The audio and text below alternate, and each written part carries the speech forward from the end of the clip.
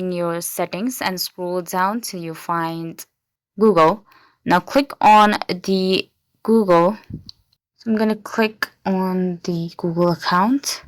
I'm going to click on manage my Google account. Now I'm going to click on security and sign in. Over here you can see passwords and security keys and passwords. So I'm going to click on the password.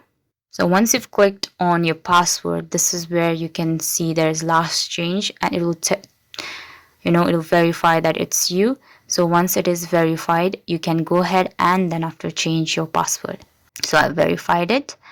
Now it will load to show you a screen that tells you how you can change your password. So right over here you can see the screen. Over here you can just add your new password over here and confirm your new password and change your password right over here. This is how you can easily go ahead and change your password in Google. Thank you so much for watching.